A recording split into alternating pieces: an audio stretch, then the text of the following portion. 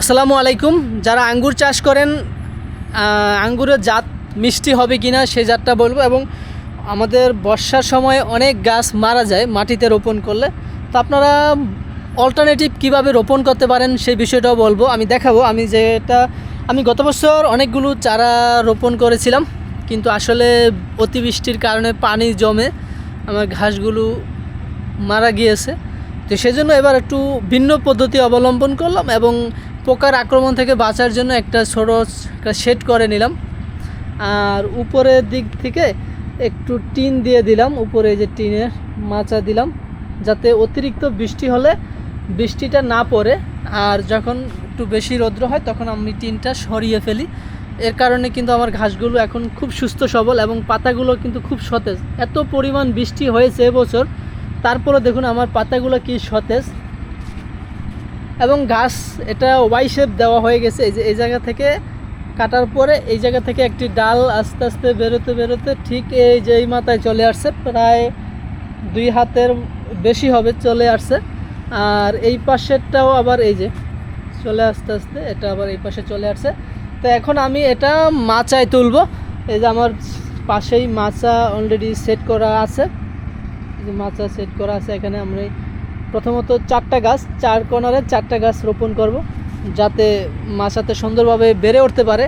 আর এই যে ডালটা দেখালাম এইমাত্র, এটাও কিন্তু আরেকটু বড় হলে আমাদের কেটে দিতে হবে, কারণ এটা 4 ফিট সর্বোচ্চ। এই পাশে 4 ফিট, আবার এই ডালটাকে 4 ফিট, মোট 8 ফিট জায়গার মধ্যে কেটে দিয়ে তারপর আবার এটা থেকে অতিরিক্ত ডাল বের করতে হবে।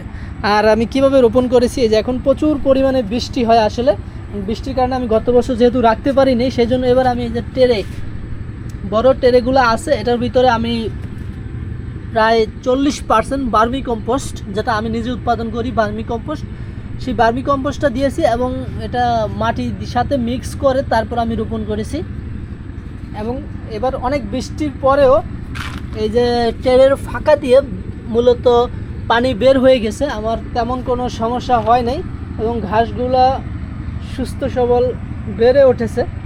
তো আপনাদের যদি এরকম নিচু পানি জমে বা সমস্যা হয় তাহলে টেরেতে করতে পারেন, অথবা জিও ব্যাগে সেট আপ করতে পারেন। জিও ব্যাগে করলেও পানি নিচে চলে যায়, যাতে একটু উঁচু স্থানে করেন, অতিরিক্ত বৃষ্টি হলেও যাতে সমস্যা না হয়। আর যদি বেশি সমস্যা হয় তাহলে আপনারা ছোট করে এরকম একটা টিনের শেড দিতে পারেন। এবং আমি এটা চারিদিকে বেড়া দিয়েছি যাতে অনেক পোকামাকড় আক্রমণ হয়। তো আমার এখানে প্রায় ছত্রাকনাশক বা পোকার ওষুধ না দিলেও চলে।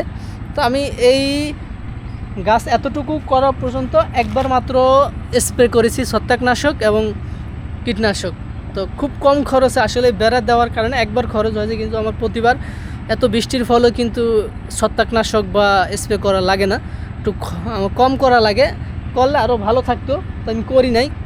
তো এরকমভাবে আপনারা করতে পারেন, শুরুটা অল্প দিয়ে এরকম একটা বাগান করতে পারেন। আর এই পাশে আমার এই যে ছোটো এগুলো আবার এখানে রাখা হয়েছে, এগুলা একটু ছোটো চারা, এই জন্য ছায়াযুক্ত জায়গায় রাখা হয়েছে, উপরে টিন দেওয়া।